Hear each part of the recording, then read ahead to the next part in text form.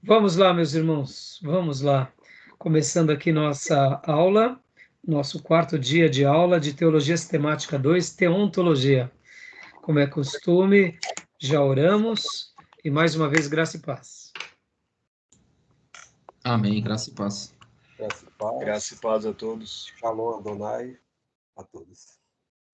Como é costume, nossas aulas são gravadas para que vocês possam utilizar e reaprender sobre os temas tratados e a gente possa, quem sabe no futuro, abençoar alunos online, tanto aqui na nossa região, nosso estado, Brasil, e quem sabe em outros países de língua portuguesa.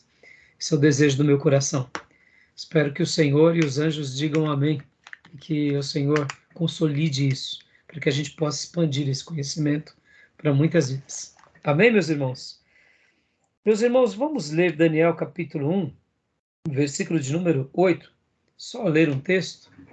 Nós estamos tratando aqui sobre as doutrinas de Deus, e eu quero deixar a leitura desse texto e fazer uma breve citação sobre algo muito importante desse jovem que foi levado para a Babilônia, esse jovem da corte.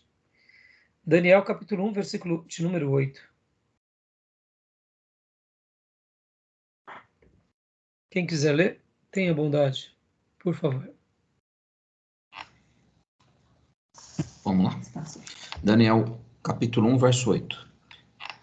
Daniel, contudo, decidiu não se tornar impuro com a comida e com o vinho do rei, e pediu ao chefe dos oficiais permissão para se abster deles. Glória a Deus. Daniel é um exemplo, na minha opinião, é um exemplo de cristão, ou melhor, de servo de Deus, no caso judeu. Na correspondência para nós seria o mesmo que dizer um cristão, né? Ele já era esse servo de Deus que vivia intensamente a velha aliança. Mas o que eu queria destacar aqui, desse texto, é a convicção dele. Ele decide não se tornar impuro com a comida e nem com o vinho do rei. Eu queria só fazer uma breve citação, lembrando que o episódio de Daniel, ele é muito curioso, porque nos dias de Daniel, o profeta Jeremias, um pouco tempo antes, tinha profetizado, e não só o rei dos dias de Jeremias, mas também os príncipes, os sacerdotes e principalmente o povo da tribo do sul, a sua grande maioria eram corruptos, corruptores, pecadores contumazes, e eles não davam ouvidos à mensagem do profeta Jeremias. Podem ver que o profeta Jeremias é um profeta praticamente abandonado. O profeta Jeremias é aquelas incógnitas do reino de Deus que nós só entendemos depois que tudo passa. Porque durante os dias da vida dele, ele foi esquecido, foi desprezado, sofreu muito em todo o período em que ele profetizou. E pouquíssimas pessoas deram ouvidos a Jeremias. E um desses que deu ouvido, possivelmente a Jeremias, foi o próprio Daniel e os 3 amigos. Nós não sabemos se Daniel realmente cai em si lá em Babilônia, ou se ele já era uma exceção na curva. Por quê? Porque por ele ser da corte, e a corte nos dias de Jeremias já estava corrompida, então possivelmente ele era esse mancebo que era também uma exceção na curva. No entanto, nós não sabemos, o texto bíblico não diz exatamente quando que foi o encontro dele. Só menciona e afirma que lá na Babilônia ele toma uma decisão. Então nós podemos construir pelo menos 3 cenários. O primeiro cenário era que ele realmente era essa exceção nos dias da tribo do sul, em que todos estavam desviados, e ele era uma dessas poucas pessoas que davam ouvido ao Senhor e ouvido aos profetas. O segundo cenário é que durante o cativeiro profetizado por Nabucodonosor, profetizado por Jeremias, enquanto Nabucodonosor sitiou e capturou e fez ali a captura dos judeus e levou para a Babilônia, quem sabe nesse translado, vendo-se cumprir as promessas de Jeremias, Daniel tenha se convertido. Nós não sabemos. E o terceiro cenário é que lá em Babilônia, quando ele chegou lá, ele realmente se deparou, agora não mais como um homem livre, mas um escravo capturado. Ele viu as profecias de Jeremias se cumprir, e lá ele cai em si. E agora, como nobre da corte, ele tinha uma escolha a fazer.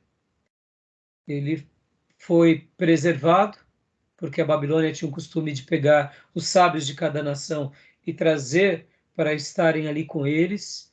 E Nabucodonosor ensinava a literatura para eles, e ao mesmo tempo a Babilônia absorvia o que eles também sabiam.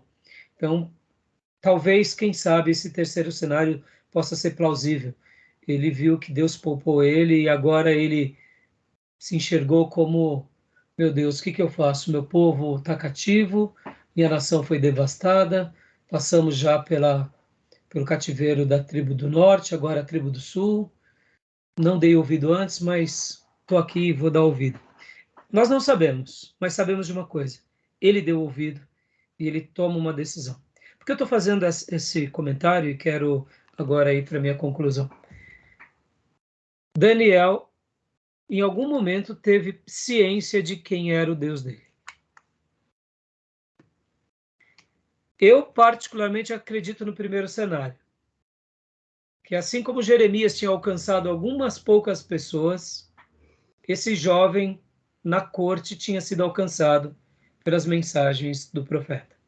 Assim como Deus tinha separado os recabitas e mais alguns outros, eu acho que Daniel era um desses, que lá mesmo, na tribo do sul, ele já temia Deus.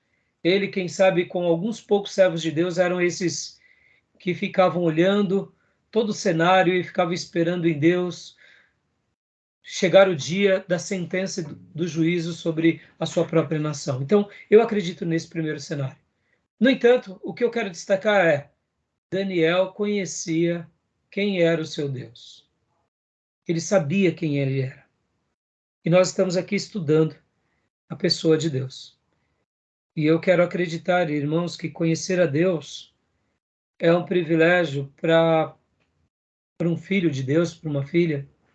Para os momentos bons é maravilhoso, mas para os momentos difíceis que passamos ou que o nosso povo passa, é extraordinário. Então, eu quero acreditar que conhecer a Deus, realmente saber quem Ele é, conhecer um pouco daquilo que Ele se revelou para nós, vai ser maravilhoso durante a nossa vida. Vai ser maravilhoso nos nossos momentos de tribulação. E vai ser também muito maravilhoso em momentos em que Deus realmente faça algo no meio do nosso povo. Se Deus derramar um grande avivamento, conhecer a Deus vai ser espetacular, porque nós nos apropriaremos desse momento de glória que será um momento de avivamento. Mas se porventura também a nossa geração passar por um momento de juízo, eu diria que para aqueles que conhecem a Deus, vai ser também um momento muito especial. Por quê? Porque nós seremos fortalecidos, a nossa fé vai ser dilatada, e também nós seremos, quem sabe, uma esperança para aqueles que estiverem ao nosso redor, como foi o caso de Daniel.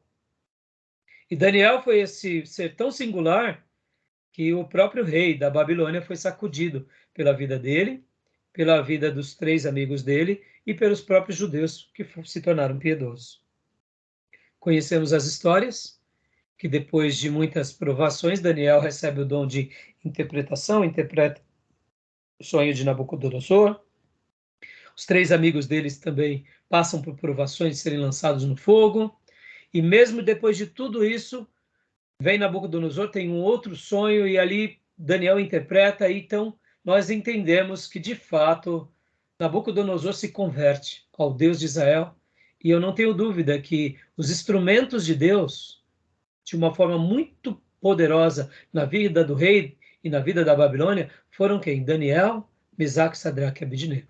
Por quê? Porque eles conheciam o Deus que eles criam.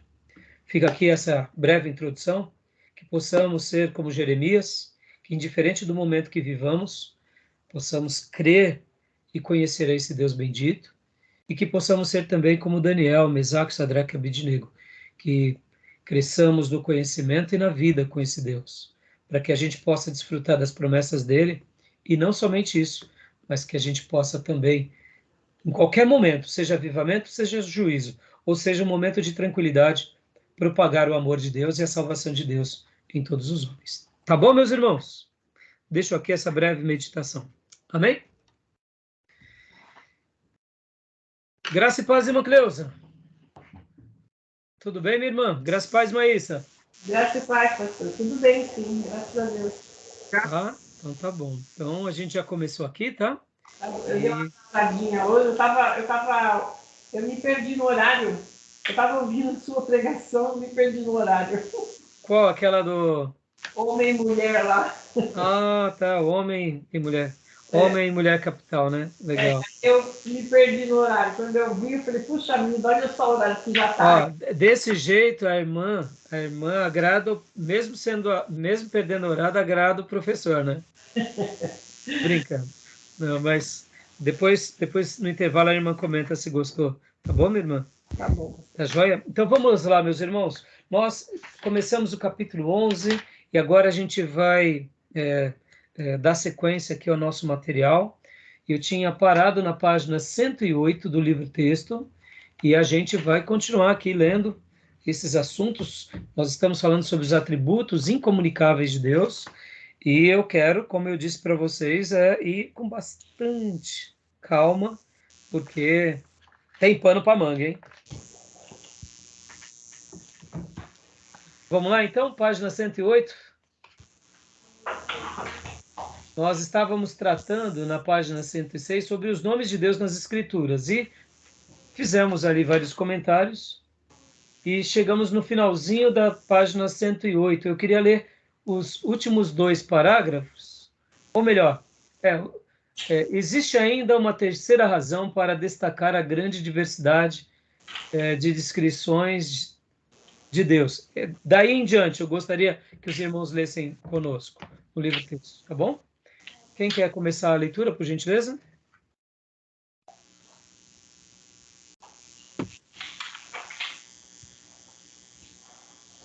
Eu começo, pastor. O senhor pode só repetir? Página 108, Ok. no segundo parágrafo em diante. Pode ler. Existe ainda uma terceira razão para destacar a grande diversidade de descrições de Deus tirada da experiência humana e do mundo natural. Essa linguagem deve nos lembrar de que Deus criou o universo para que este revelasse a excelência do caráter divino, ou seja, para que revelasse a glória divina. Deus é digno de glória porque criou todas as coisas, Apocalipse 4:11. Portanto, todas as coisas devem honrá-lo.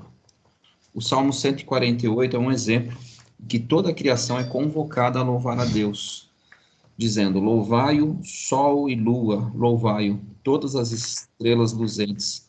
Louvai ao Senhor da terra, monstros marinhos e abismos todos, fogo e saraiva, neve e vapor, e ventos procelosos que lhe executam a palavra, montes e todos os outeiros, árvores frutíferas e todos os cedros, reis da terra e todos os povos. Louvem o nome do Senhor, porque só o seu nome é excelso, e a sua majestade é acima da terra e do céu. Salmo 148, verso 3, depois 7, 11 e o 13. A compreensão do caráter divino, segundo as Escrituras, deve abrir nossos olhos e nos permitir interpretar corretamente a criação.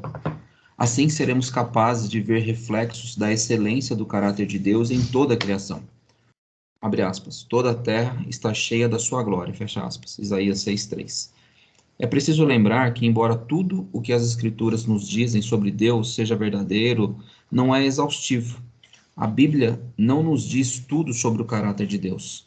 Assim, jamais conheceremos o nome completo ou pleno de Deus, no sentido de que jamais compreenderemos exaustivamente o caráter divino. Nunca conheceremos tudo o que há para conhecer sobre Deus, Por essa razão, os teólogos dizem às vezes, abre aspas, Deus tem muitos nomes, mas não tem nome nenhum, fecha aspas.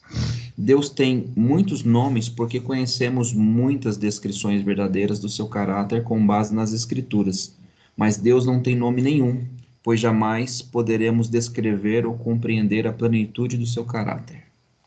Deixa eu dar uma pausa aqui. Bom, sobre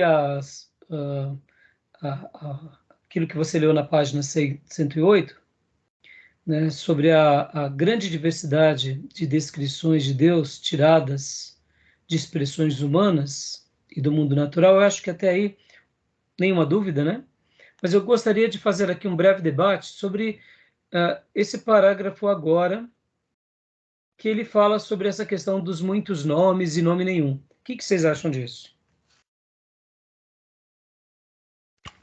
Acho que assim, é difícil tentar descrever Deus na sua essência. Então, acho que o que ele está tentando mencionar é isso aí. É difícil, porque Deus ele é infinito. É um ser infinito. Então, como é que eu tento definir Deus através de um único nome que seja, ou alguns que ele se revelou? Ele é muito mais do que isso. Sim. Mas, assim, quando ele faz as afirmações como essa, né?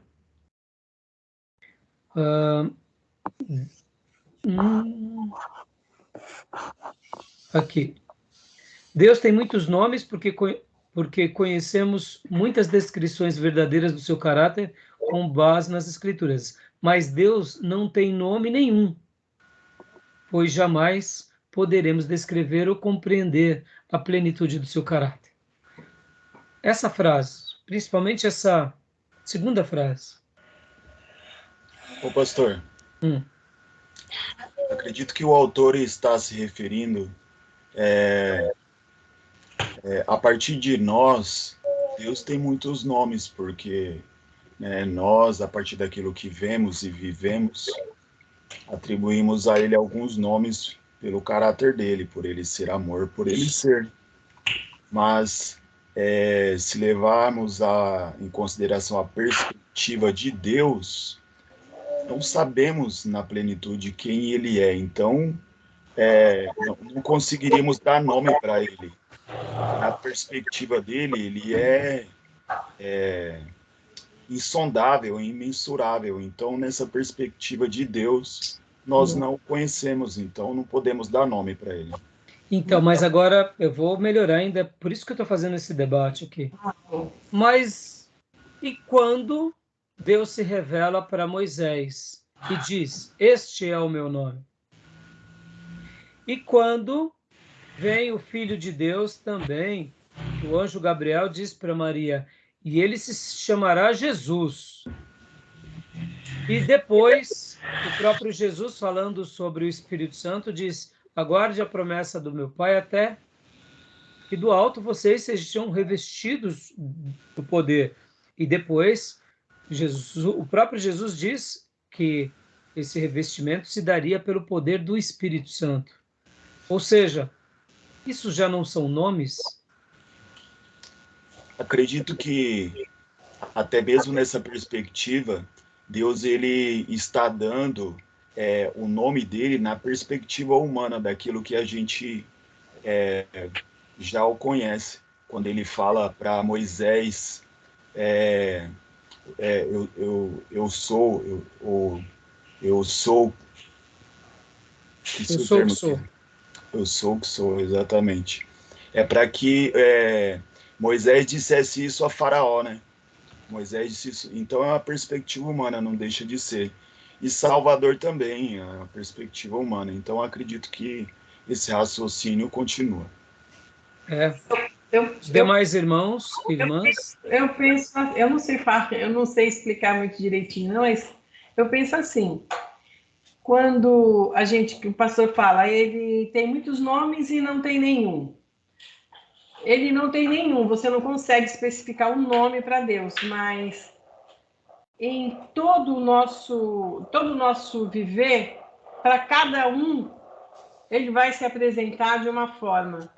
Um vai ter, o Deus vai falar assim, puxa vida, ele ele é isso para mim, ele é aquilo para mim, ele é aquilo para mim. Então, cada pessoa vai sentir Deus, ele vai ser para cada pessoa o necessário, o essencial.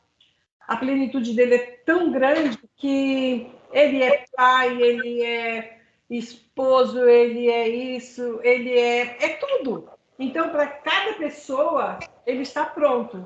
Então, cada necessidade de cada um é onde ele vai se apresentar para cada um. E cada um vai ver ele de um jeito. Entendi. Muito bom. Quero ouvir agora o Júnior e a Maísa.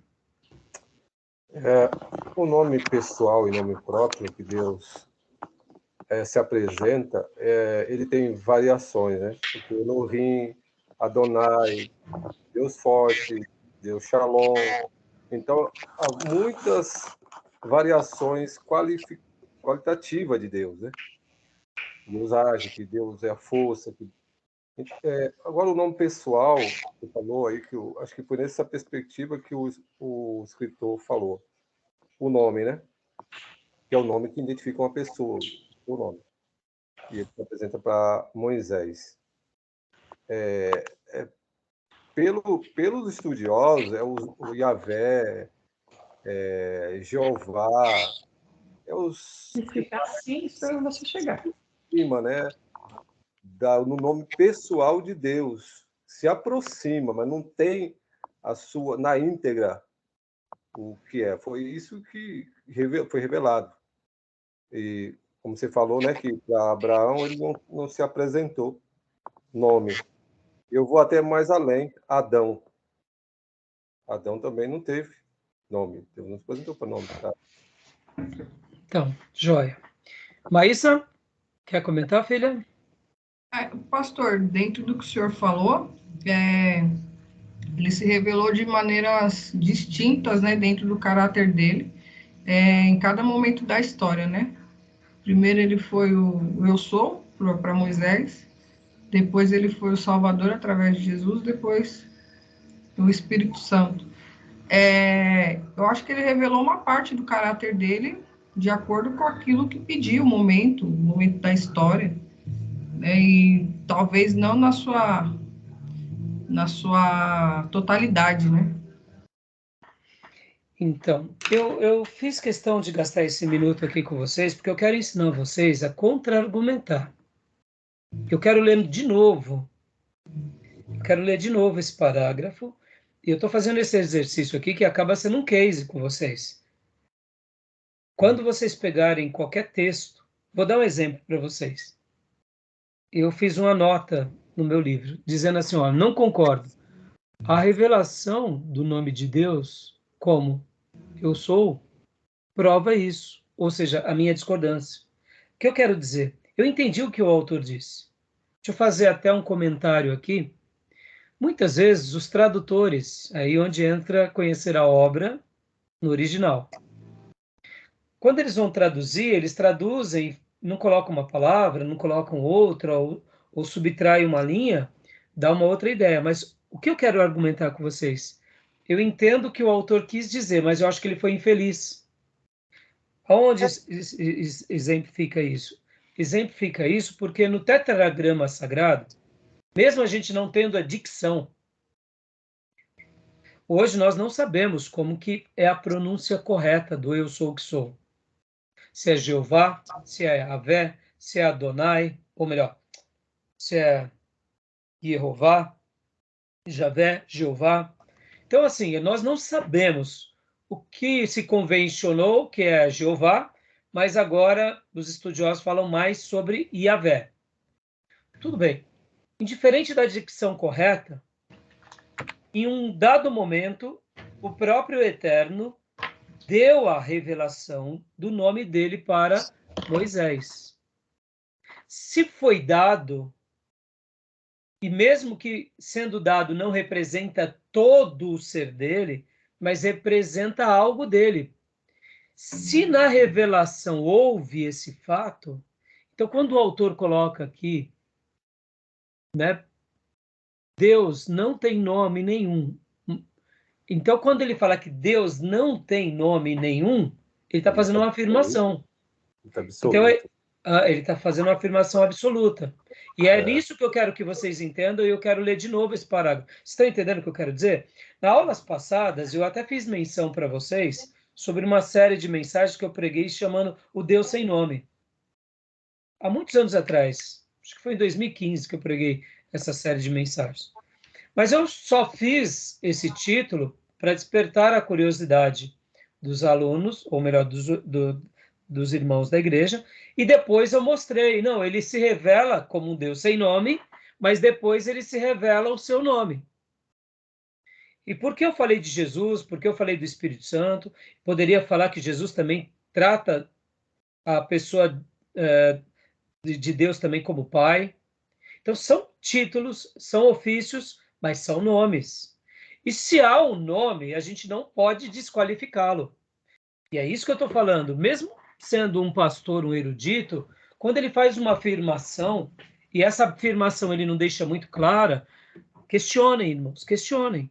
Eu estou aqui dizendo para vocês, não é querendo corrigir o Gruden, porque, como eu disse, de repente pode ser uma questão de tradução. Mas a afirmação dele foi uma afirmação que eu acho que, para ele ser mais feliz, ele poderia ter dito e construído essa ideia melhor, dizendo: Deus se revela como uma pessoa, se relaciona. Depois, durante gerações, ele continua se apresentando com várias facetas, várias fases, se mostrando como provedor, como bandeira, como o Senhor que cura, como o Senhor, como, né? E diante de tudo isso, depois de muitos séculos, ele se apresenta a Moisés como eu sou. E tinha falado para que eles não citassem o nome em vão.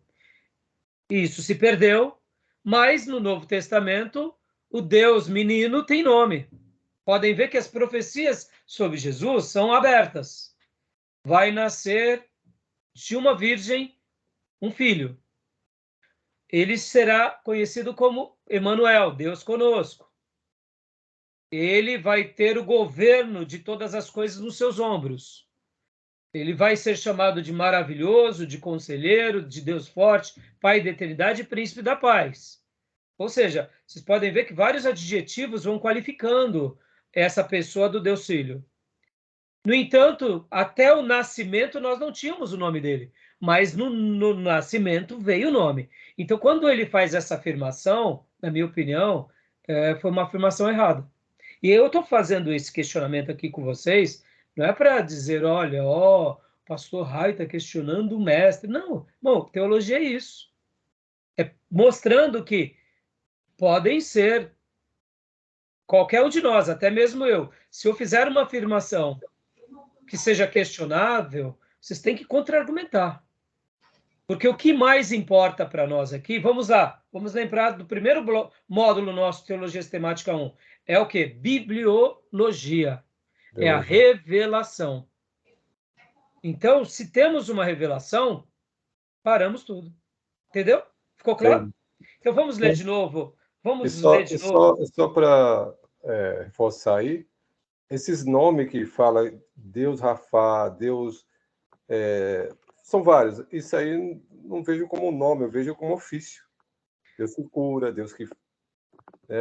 Elohim e tal. Agora, já Yahvé e Jeová é diferente, já está mais ligado à pessoalidade mesmo, do nome.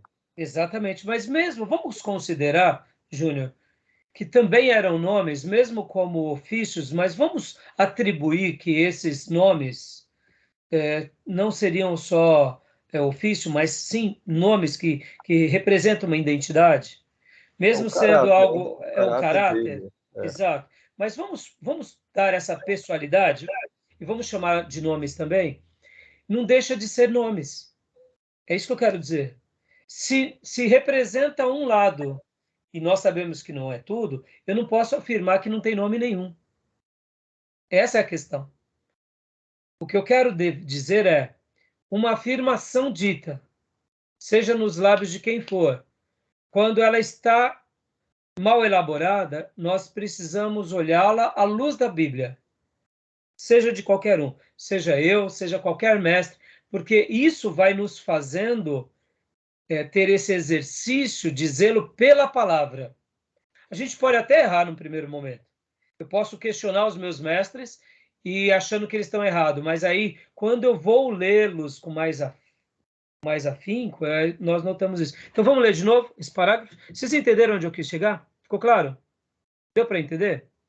Eu não estou querendo aqui, como eu disse, repito, deixar bem claro, irmãos, não é se sentir melhor, não, poxa, irmãos, eu aprendi coisas demais com o Gruden. Mas eu estou te dizendo isso, irmãos, porque eu olho para o Gruden como um mentor meu. Mas o meu mentor, eu posso questioná-lo. E é isso que eu quero que vocês aprendam. Questionar com respeito, questionar com aquela doce reverência de um aluno. Mas, professor, mas meu mestre, explica melhor aqui. E é nisso que a gente vai criando convicções. Porque no momento que eu ouço tudo e aceito e digo amém, pode ser que, de repente, a pessoa está tendo uma visão um pouco míope ou vesga. Se nós tratássemos do nome de Deus, vamos abrir aqui, para Deus como pessoa reconhecida para todas as religiões, mas vamos trazer aqui uma lembrança. O nosso Deus, que a pessoa do nosso Deus é o Deus cristão. Não é o Deus geral. Porque cada pessoa e cada religião, cada cultura vai ter uma cosmovisão e uma definição de Deus. Mas o que importa para nós é o Deus cristão. Como é o Deus cristão? É aquele que foi fundamentado no Velho Testamento e no Novo. E quando eu falo Deus cristão, é lembrando que o cristianismo ele está sobre o judaísmo. Então, aí a gente define melhor essas ideias. Então, vamos ler de novo? Sim. Pastor Johnny, faça as honras novamente para nós, pastor. O segundo parágrafo. Perfeito. Deu para entender, pastor Johnny? Deu sim. Né, irmã Cleusa, Maísa, Júnior e Gil? Eu consegui entender, sim. Vamos ler de novo, ó. Sim, pastor, ficou claro. É preciso lembrar que, embora tudo o que as Escrituras nos dizem sobre Deus seja verdadeiro, não é exaustivo. Deixa eu dar uma pausa aqui, ó. Vamos por parte. Perfeito. Essa frase é perfeita. É verdadeiro e não é exaustivo. Perfeito. Próxima frase, por favor. A Bíblia não nos diz tudo sobre o caráter de Deus. Perfeito. É verdade. Nós sabemos que Deus é muito mais do que a Bíblia revela. Sim, claro. Deus é o que a Bíblia revela e Deus é muito mais do que a Bíblia revela e até aquilo que ela não diz, no sentido de não negar, é possível que ele seja. Ou seja, nós não podemos...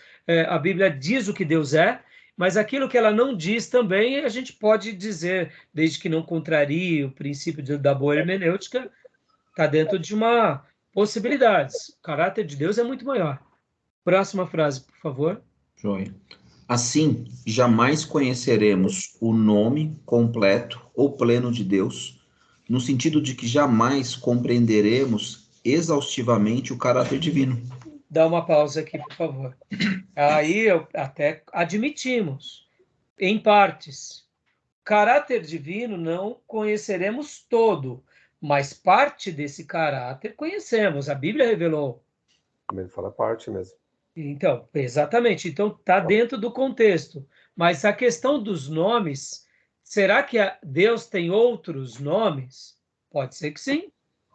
Então, em parte, nós conhecemos aquilo que ele revelou. Né? Então, assim, num sentido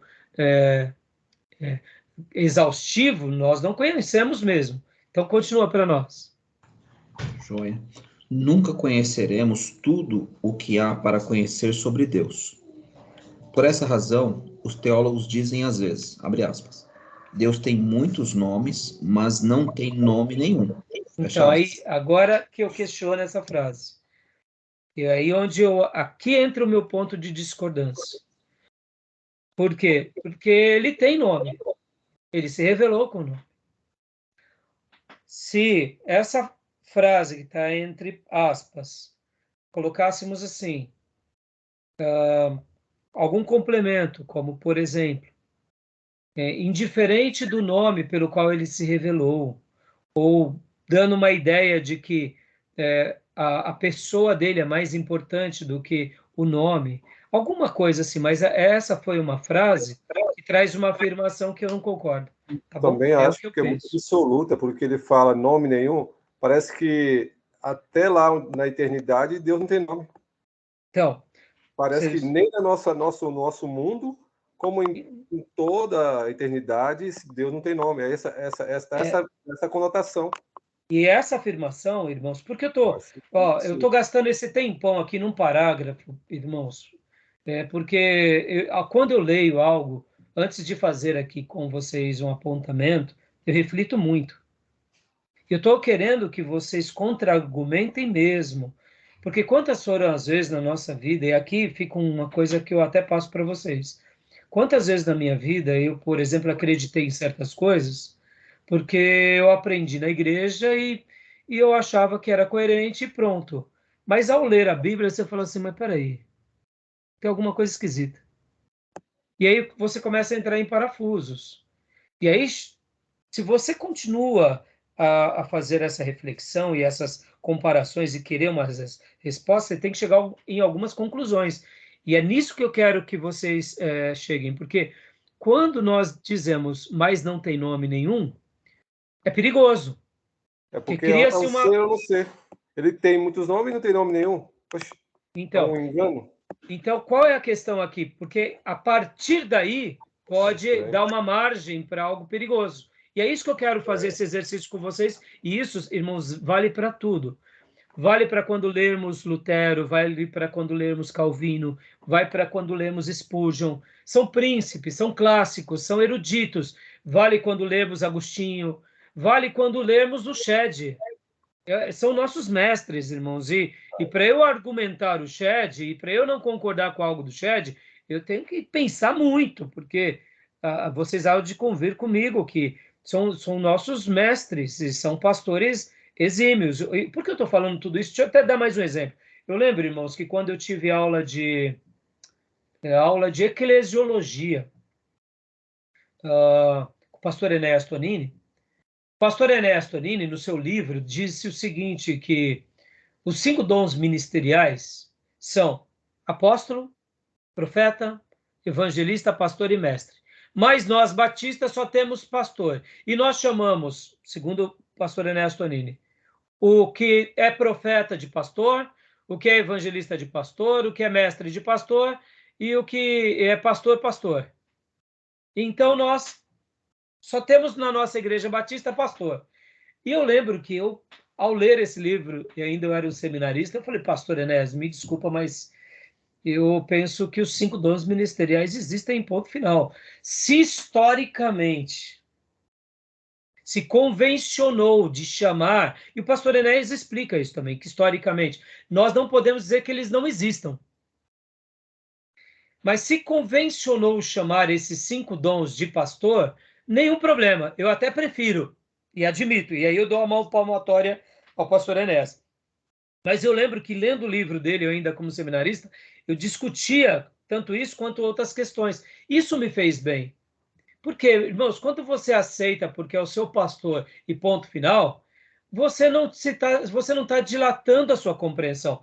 E eu penso que, como estudiosos, a gente precisa contra-argumentar e precisa ser esclarecido. E fica aqui também uma palavra do próprio pastor Ernesto Tonini. Quando nós tínhamos aula de Novo Testamento, ele dizia para nós na classe, o crente perde ou não perde a salvação?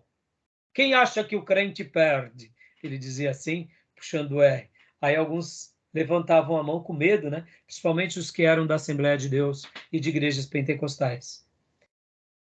Aí o pastor Enéas dizia, para mim o crente não perde. Aí os alunos, principalmente pastores da Assembleia de Deus, ficavam assim com a cabeça baixa. E aí, tipo assim, e agora? Para mim o crente perde. Aí alguém perguntou, mas pastor, e na prova, quando o senhor perguntar isso? Então eu não vou poder ser verdadeiro? Aí o pastor Enéas Tonini disse assim, para você o crente perde? Perde. Qual que é a base bíblica? Tal. Então tá bom, eu vou considerar. Para mim não perde, por causa disso. Então, para mim ali, ao ser ministrado logo cedo com o pastor Enéas Tonini, o que eu aprendi com ele? Seja convicto no que você crê. E ele dizia, irmãos, eu quero que vocês tenham convicção. Aí ele dizia, muitos dizem que eu não sou batista porque eu criei nos dons do Espírito Santo. Porque eu criei no batismo com o Espírito Santo como segunda bênção. Eu continuo sendo um batista. Para muitos irmãos meus batistas brasileiros, eu sou um pentecostal. Aí ele dava risada. Tipo assim, ele sorria, aquela gargalhada bem gostosa, dizendo, bobos são eles, eu continuo sendo batista. Então, assim, olha só que interessante. Estão entendendo, irmãos? Eu quero que vocês sejam convictos. Agora, convictos no quê? Nas Escrituras, tá bom? Maravilha? Querem fazer algum comentário? Não. Tranquilo aí, ó. Mas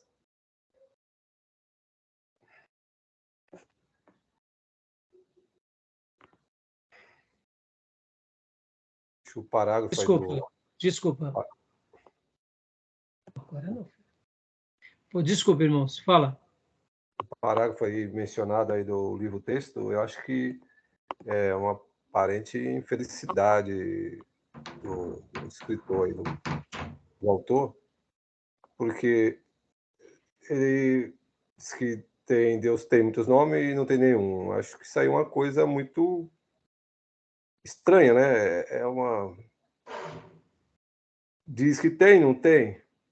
Então, e eu não quero, Júnior, deixa eu até fazer um adendo aqui, ó. Eu não quero que vocês olhem com desprezo, tá? Não é desprezo. Né? Mas assim, eu estou querendo fazer parte mesmo do processo de pedagogia, de discussão, né? Tá bom, meus irmãos? Quer falar mais alguma coisa, Júnior? Não, acho que é só isso mesmo. Pastor Johnny, continua lendo as últimas frases, por favor. Joia. Deus tem muitos nomes porque conhecemos muitas descrições verdadeiras do seu caráter com base nas Escrituras. Mas Deus não tem nome nenhum, pois jamais poderemos descrever ou compreender a plenitude de seu caráter.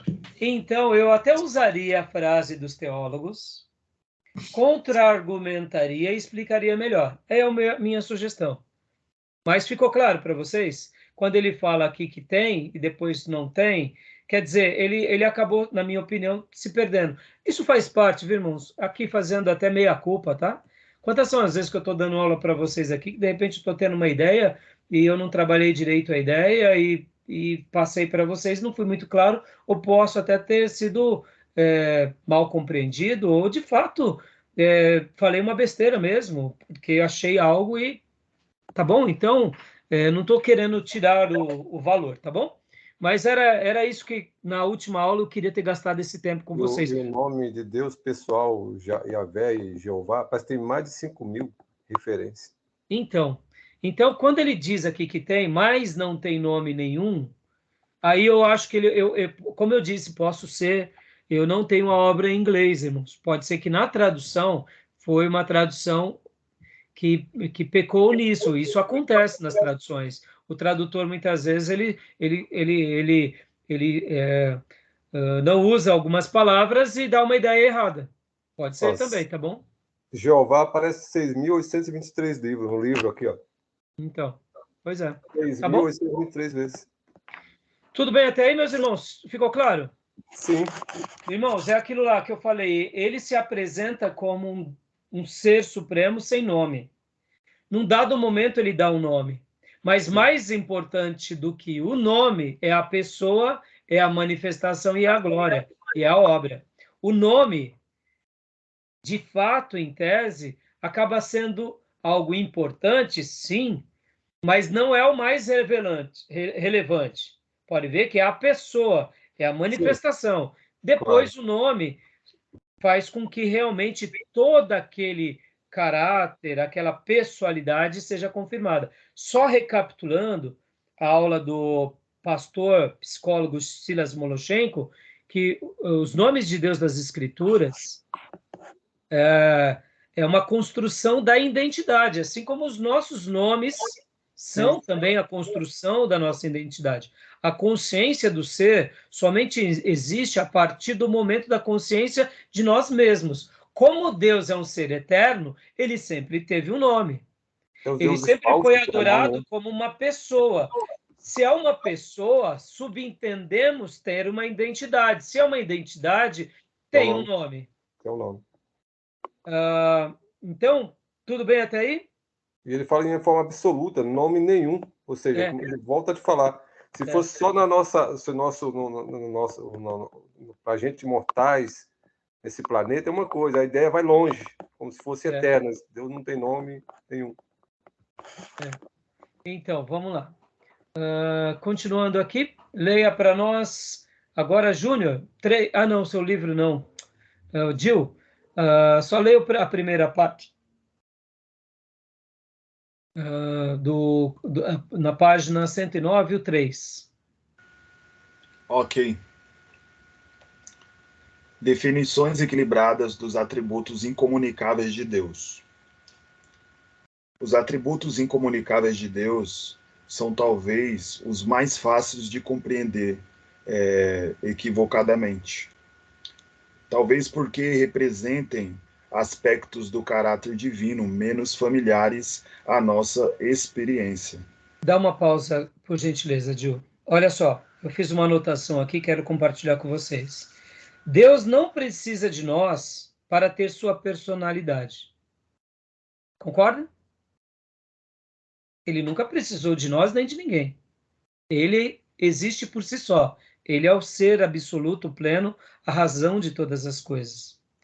Ao se revelar por nomes, somos nós que, então, o vemos por meio de nossas afirmações atribuídas, ou afirmações deles a nós atribuídas. Seu método de dar nomes é para nós, é para nos ajudar a vê-lo melhor naquilo que ele é, para que possamos entendê-lo em nossa linguagem, conforme construímos nossa identidade a partir dele. Tudo bem? É uma perspectiva humana, né? Para que nós possamos compreendê-lo melhor. Exatamente. Mas nisso não há só uma compreensão nele, há uma revelação dele para nós. Porque ele poderia dizer, creio em mim, eu sou esse ser esplêndido eterno. Quem eu? Não importa quem eu sou. Veja as minhas obras. Mas ele faz questão de se revelar. Por quê? Porque ele se revelando, nós notamos a sua personalidade, a sua identidade, a sua pessoa, e assim construímos essa figura em nós de forma equilibrada e plena, sem correr o risco do quê? De construirmos ídolos. Olha que interessante. Podemos, muitas vezes, ter uma visão distorcida de Deus e podemos até chamá-lo de Deus, mas vê-lo como um ídolo. Por que não fazemos isso? Só não fazemos isso porque a revelação dele nos dá pistas de que ele não é um ídolo, ele é um ser, é uma pessoa, um espírito que se apresenta. Então, então, por essa razão, a gente compreende essa revelação e a gente passa a notar o que é essa personalidade, esse nome, esses desígnios, como a gente trabalhou na semana passada. E tem aquela questão do mandamento, não tomar o nome de Deus em vão. Para que então teria o mandamento? Sim, também. Isso demonstra a importância, né? Claro. Os nomes e o caráter de Deus, né? Em outras palavras, na Bíblia o nome de uma pessoa é a descrição do seu caráter. Então é a construção, tá bom? Então, continua para nós, Gil, por gentileza, a leitura do livro. Ok. Neste capítulo, portanto, cada um dos atributos incomunicáveis de Deus é definido como uma proposição de duas partes. A primeira parte define o atributo em discussão, e a segunda procura evitar a compreensão equivocada do atributo, expondo um aspecto de equilíbrio ou contrário associado a esse atributo. A imutabilidade de Deus, por exemplo, é definida assim: Deus é imutável no seu ser, nas suas perfeições, nos seus propósitos e nas suas promessas. Porém, Deus age e age de modos diversos diante de situações diferentes. A segunda metade da definição procura evitar a ideia de que a imutabilidade significa incapacidade total de ação. Alguns, de fato, entendem assim a imutabilidade, mas tal compreensão é incompatível com a apresentação bíblica da imutabilidade de Deus. Então, obrigado, Gil. Por isso que o autor, nosso querido irmão Gruden, fala que os atributos incomunicáveis são os mais difíceis, os mais fáceis de compreender equivocadamente. Concorda? Ficou claro? Então, os incomunicáveis, mesmo que aparentemente sejam mais fáceis, a imutabilidade, a independência, são nesses atributos que a gente faz as mais terríveis confusões. Por quê? Porque a gente está tratando de algo que está muito além da nossa compreensão. E tratar de algo que está além da nossa compreensão é a mesma coisa de tentar, por exemplo, usar uma régua em centímetros para tentar medir uma escala que você não tem. Você está usando uma régua em centímetros para medir uma escala que você não tem aquela escala. Então, tudo que você mede em centímetros, mas chega uma hora que literalmente, como dizem os jovens, buga, né? Ou como nós, da nossa geração, dizíamos, como que era quando jogávamos ali o pinball, como que era a mesma expressão, meu Deus? Que a bolinha caía, que a gente batia na máquina. Me ajuda aí, meus irmãos. Vocês estão lembrando? Eu não sei nem o que é pinball. É o fliperama. Ah, eu acho que eu sei qual que você está falando. Como que é o termo? Que quando você batia na máquina, ela apagava, você perdia a bolinha? Não vou saber. Vamos lembrar. Bom, então, pode ver que é em cima disso... Tchutchu. Deu tchutchu. Não era tchutchu? Deu tchutchu. Eu acho que era isso, né? É isso mesmo. Batia, ela subia lá e perdia. Descia direto. Descia porque deu tchutchu. Você deu uma força além.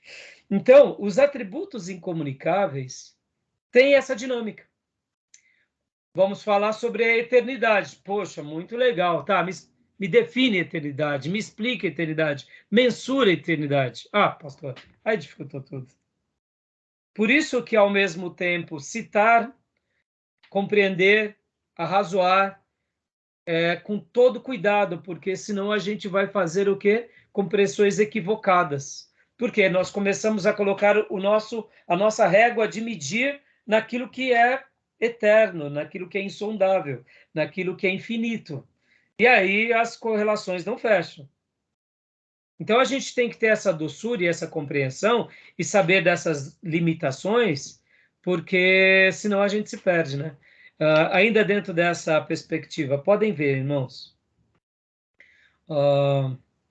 muitos pastores, e até recentemente, nesses últimos 30 anos, pastores muito piedosos, se enveredaram por um caminho de teologia com filosofia perigosíssimos. Por exemplo, o teísmo aberto.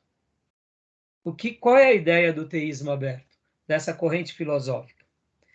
É uma ideia onde você se baseia na construção de um universo, onde Deus é esse ser criador, que cria esse universo na semelhança de um tabuleiro de xadrez. Então, é como se ele estivesse em construção agora conosco, mas nem mesmo ele sabe do que vai acontecer lá, porque já que ele nos deu o direito de participar, e nós somos seres livres, estamos em plena construção. Ou seja, aonde está a heresia aqui? Está a heresia porque a revelação está fechada. Ele é o alfa e o ômega. A eternidade está consolidada. O Satanás já está condenado. Entenderam? Olha a mistura. Você pega uma ideia teológica, une com uma ideia filosófica e cria um padrão humano na teologia. Só que a gente tem que lembrar que a filosofia, por mais que ela possa até ser útil na nossa compreensão, a revelação ela está além da filosofia. Porque Jesus ele foi morto antes da fundação do mundo. Ou seja, lembra que na última aula eu mencionei sobre a criação espiritual, que abraça tudo? E nós estamos aqui como um ponto nessa eternidade, ou seja, ele já olhou de forma quântica. Irmãos, é muito legal isso, a gente já vai falar isso. Mas olha só, essa ideia da eternidade é uma ideia quântica. Pode ver, qual que é a ideia quântica? Deus ele tem o controle do antes, durante e o depois. Ele está aqui conosco nesse presente por pura escolha dele, mas ele é muito maior do que esse momento nosso. E colocar Deus no nosso tempo e dizer que ele não sabe do que vai acontecer amanhã, porque ele nos deixou tudo dentro do nosso controle, ou pelo menos na grande maior parte do nosso controle, é desprezar a soberania de Deus. Deus é muito maior do que nós. Então, aqui você vê que a gente começa a ferir outros ensinos das Escrituras. Sim. Tá bom? Vocês viram? Por isso que eu estou querendo ir aqui na questão dos atributos com certo cuidado, porque... Essa ideia que você coloca aí antes, não dá uma ideia meio maniqueísta? Sim, sim. Entendeu? Dá uma ideia. E perigosa. Né? Mas pastores assim que eram extremamente bíblicos se enveredaram por esse caminho do teísmo aberto, que na realidade é uma ideia que você vai construindo. Assim como, por exemplo, um jogador muito habilidoso de xadrez, ele faz uma movimentação, ele sabe lá do checkmate, é mais ou menos isso, é que a gente vai colocando aqui as peças e vai acontecer aquilo, não necessariamente, meus irmãos. Não necessariamente. Nós estamos movidos ao tempo, né? E Deus é atemporal. Exatamente. Mesmo que essa ideia seja até lógica, Deus é kairos, né? Num certo momento, para a nossa vida, para algumas coisas, a gente tem uma resposta que é bem simples. Por exemplo, irmão, certa ocasião eu estava numa aula e o professor disse o seguinte, que a história é um rolo compressor que está acima de qualquer coisa. A história mundial. Então, muitas vezes, pode ver que acontecem certas coisas na história mundial que são rolos compressores que passam por cima de outras coisas. Por exemplo, irmãos, o rolo compressor da Babilônia passou por cima de Judá e não teve jeito. E depois veio um rolo compressor do Médio dos Persas, passou por cima da Babilônia. E depois o Império Grego, e depois o Império Romano. E tem coisas que acontecem que estão além da nossa cultura. O que vai acontecer nos próximos 30 anos? Será uma decisão nossa? Não necessariamente. Pode acontecer uma coisa que venha de fora, até um cometa, que muda a história do ser humano. Ou seja, é nisso que a gente entende essa questão da soberania de Deus. Deus é muito maior. E é nisso que também a revelação deixou claro algumas coisas. Tá bom? Beleza? Joia? Então, vou parar agora aqui. Alguma dúvida? Alguma pergunta? Estão dando para entender, irmãos? Eu não quero ser muito prolixo e nem... eu só quero trabalhar nesses conceitos para a gente poder caminhar bem, tá? Isso é interessante. A questão do tempo, um professor de filosofia dizia que não existe passado, dizia filosoficamente, não existe passado, porque já passou. Ele diz, não existe futuro, não chegou. Ele diz, não existe presente, passou milésimo de segundo, já não é mais presente. Então você vê, aí, olha aí onde chegam as ideias, né? Se a gente pega uma ideia dessa e mistura com a teologia, a gente cria uma... né? Então, assim, irmãos... né? Teologicamente não existe, mas... Eu não vou nem te responder, que eu nem sei como te responder. Não, o presente já foi, passou milésimo de segundo, não é mais presente, acabou. Então. Passou. Beleza, meus irmãos, tá bom? Mais alguma pergunta? Alguma fala, minhas irmãs? Tranquilo? Tranquilo. Joia? Então, vou dar uma pausa aqui que deu o nosso horário, tá bom? Legal. E aí a gente vai para o intervalo e voltamos já já. Só um minuto. Beleza.